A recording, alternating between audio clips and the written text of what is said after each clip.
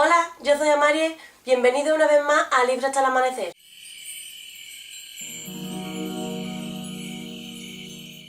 Hoy estoy aquí una vez más sola, esta vez no traigo un voicing ni traigo una reseña ni nada, sino que he decidido grabar una serie de vídeos, de libros, evidentemente.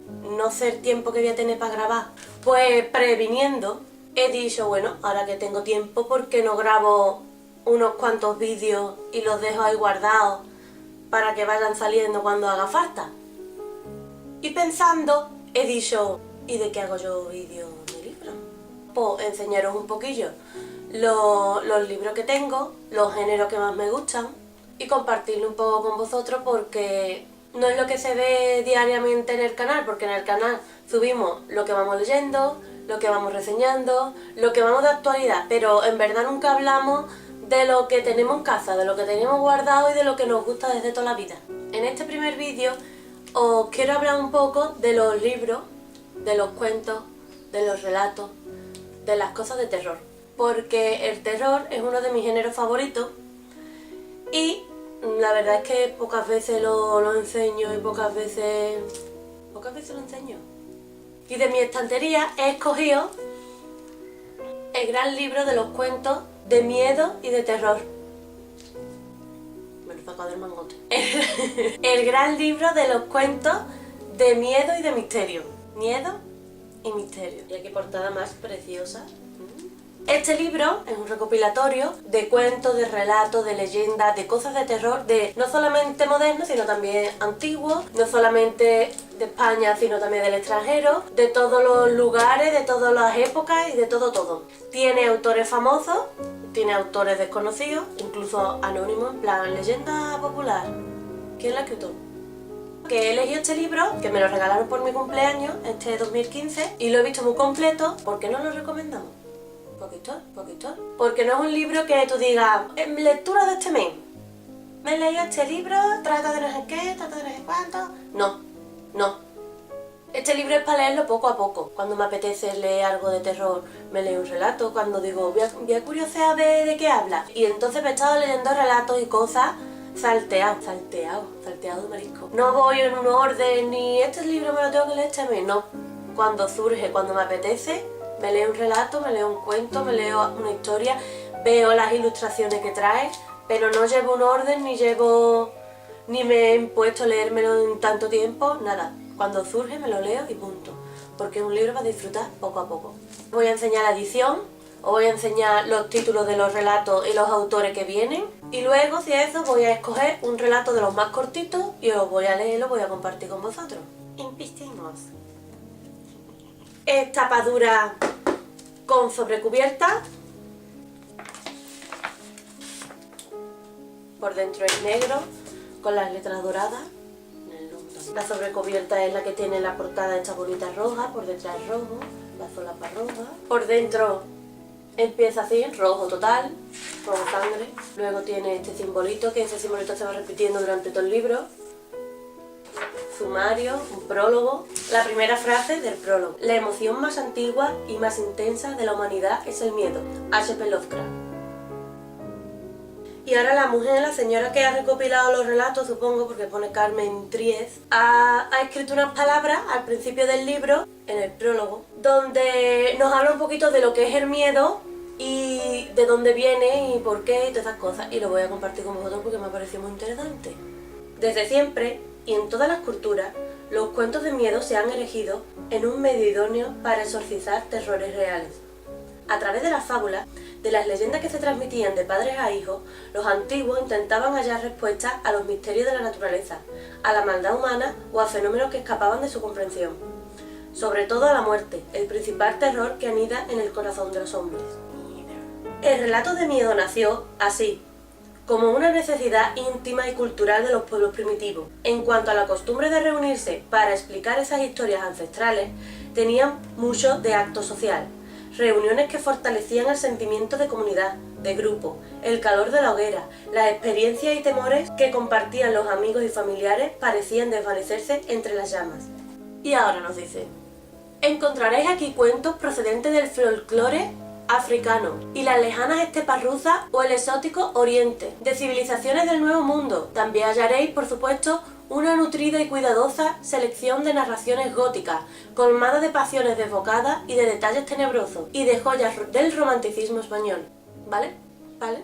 Los principios de los relatos, de los capítulos, es Aceo, la leyenda de la calavera, leyenda celta, el páramo de Tampington, de Thomas Igolsby. Este trae una ilustración, supongo que tendrá que ver con lo que aparece en la historia. Los hombres hiena, leyenda africana. El corazón delator, de Edgar Allan Poe. El fantasma mordido, de Pu Shonglin, que supongo que es chino. Aparición de Gui Mapusang, también trae una ilustración, una muchacha ahí asomada en el espejo y un caballero mirándola. Bueno, ella parece un poco fantasmal, tiene unas ojeritas.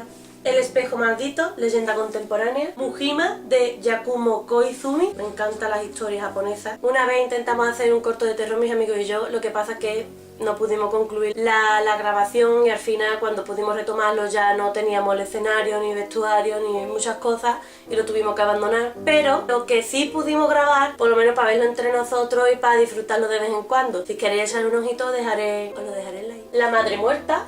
¿Qué nombre? El Kakemomo de los infiernos, cuento popular japonés. El amor asesinado, de Emilia Pardo Bazán. Angelines o la caza encantada, de Emily Zola. Este también trae una ilustración. Parece como que un hombre se encuentra con el espectro de una niña que corre, porque de ella no se ve la cara, se ve una niña pequeña con un pijama y con cara de ¿qué es esto?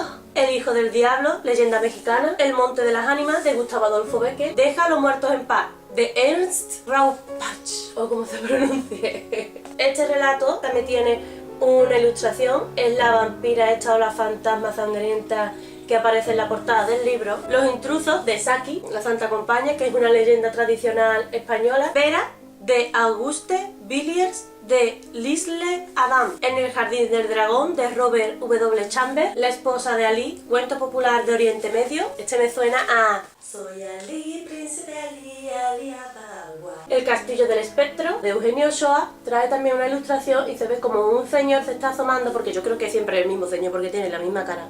Una ventana de castillo y se ve un cuervecillo y se ve ahí un poco siniestro todo, ahí el cristal roto. Agárrate. La bruja Baba Yaga, de Alexandr Nikolaevich Afanasiev. No sé ni cómo va a salir la primera. Historias de fantasmas, de la Casa de los Azulejos, de John Sheridan Le Fanu. La alcoba negra, de Johann August Appel y Friedrich Laun. Este también trae una ilustración y se ve como un hombre con un hacha intenta defenderse de un intruso o a saber lo que cree que hay ahí, pero que del armario ese del armario está saliendo una mano así fantasmagórica en plan Historia de Norberto, cuento quechua. Esto me suena a tienda de campaña desde Carlón. La mujer alta, Pedro Antonio Alarcón. La boda de John Sherrington, de Edith Nesbit. Este de la boda también trae una ilustración. Se ve así una boda en oscurilla siniestra, en la que el novio parece un poco cadáver. ¿Ve? Tiene aquí como una heridilla en la cabeza. En vez de ser la novia, es el novio, el que es un poco cadáver. Conversación con el diablo, de Jean de la Ville, de Mirmont. Un horror tropical, de William Hobson, o como se pronuncia. Historia de un muerto contada por él mismo, un fragmento de Alexandre Dumas. La verdad es que las páginas son súper gorditas, la edición es súper buena, los números en rojo, las letras en negro, así todo sombreado por los bordes. Es que la edición se ve, vamos, perfecta. El filósofo y el fantasma, cuento popular de la antigua Grecia. Este también trae una ilustración, se ve ahí un muchacho a lo griego, leyenda, así en plan, soy un filósofo, ¿no? Y de fondo se ve un anciano fantasmagórico, así en plan Kamapa y Litaolané, cuento Sesuto. Si alguien sabe qué es Sesuto, que me lo diga en comentarios, porque yo no tengo ni idea. La pata de palo, de José de Espronceda. El castillo encantado, de Ciudad de Cabo. Leyenda moderna africana. El diablo y el relojero, de Daniel Defoe. El esqueleto vivo, Manuel Jorreto Paniagua. La larva, de Rubén Darío. La torre de las ratas, de Víctor Hugo. ¿Ve la torre con sus ratas? Una torre que está en mitad de un río. La cámara de los tapices, de Walter Scott. Joven flamenca estrangulada por el diablo, de Charles Nordier's. Y por último, El huésped de Drácula, de Bram Stoker.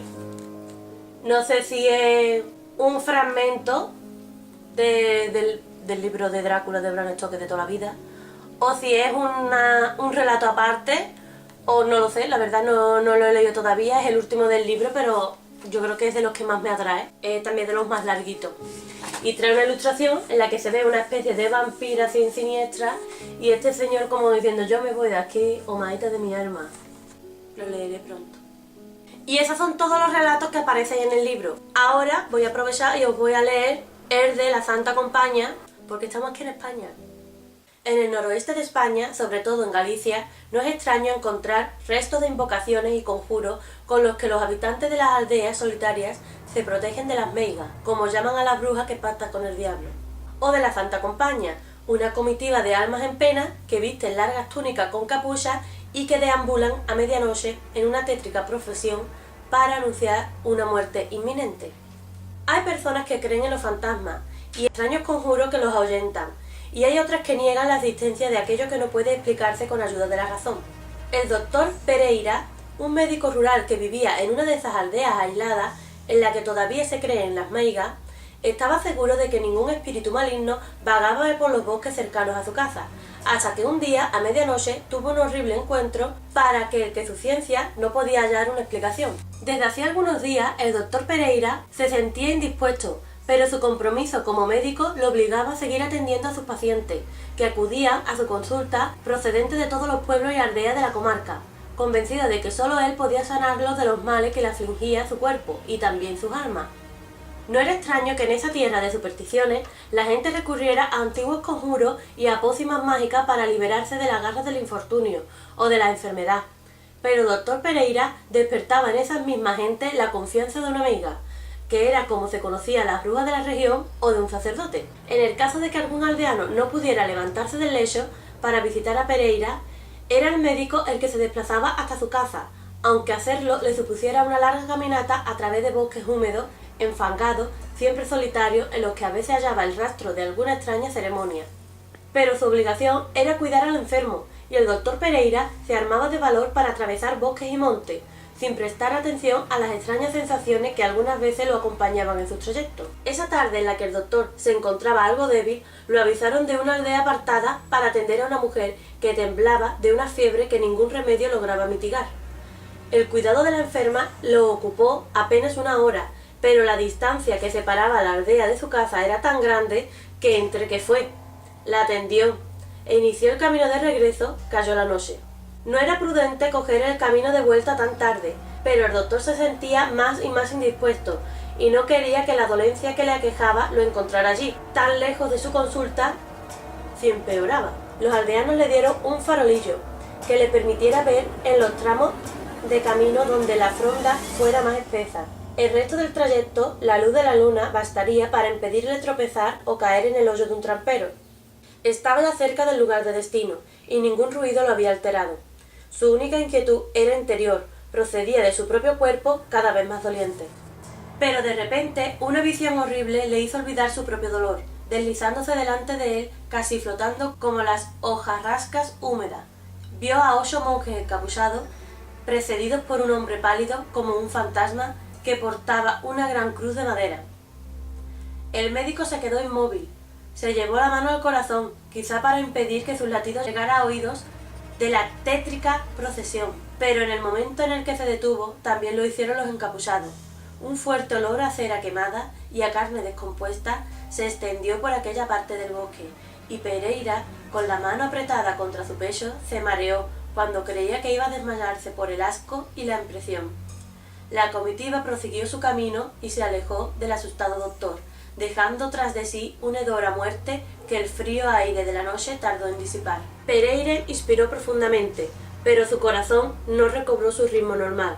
Solo le quedaba un corto trecho hasta llegar a su casa, y en su botiquín encontraría el remedio a su dolor, que casi le impedía caminar e incluso respirar. A medida que se acercaba a su pueblo, notó que el aire volvía a tener aquel perfume repulsivo, y cuando giró por la calle de la iglesia, dejando atrás el cementerio, los vio de nuevo.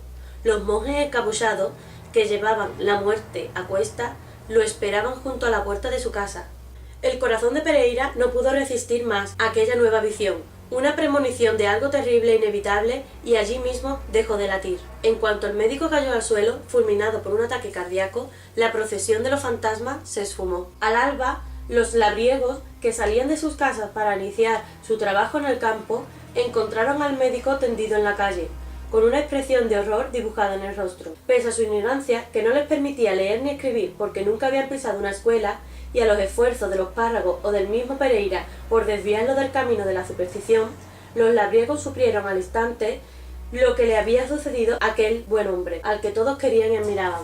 Ha sido la Santa Compaña, decían, que se lo ha llevado porque no creía en ella. Y no les faltó razón, porque la Santa Compaña, como todo el mundo sabía en aquella región, terratenientes o vasallos, hombres de letras o iletrados, es una sombría procesión de fantasmas que visita las casas en las que está a punto de presentarse la muerte. El doctor Pereira la vio, y no era un hombre supersticioso. Lo que no vio es que los encapuchados llevaban la muerte, no a su hogar, sino al del vecino, el herrero, que esa noche también falleció, de modo que el médico se fue con ellos sin haber sido invitado. En cualquier caso, desde ese día, ni siquiera los clérigos renegaron ya de la leyenda, y se cuenta que, cada vez que se produce una muerte a medianoche, en aquella zona del bosque y aldeas perdidas, al día siguiente un olor a podredumbre corrompe el aire, hasta que una meiga lanza un conjuro y el aire vuelve a llenarse de vida.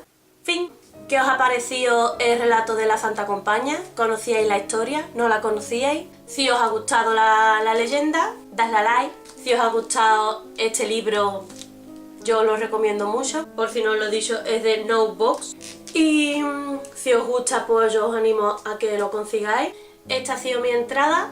Espero que os haya gustado. Si os gusta, pues prometo que volveré a hacer otras de otro tipo, ya sea de fantasía, otros libros de terror, otro género que también me guste, y que nos podéis seguir en nuestras redes sociales, en las mías, del Búho, de Kajima, y podéis darle a like si os ha gustado, y espero veros muy pronto por aquí, en Libros hasta el amanecer.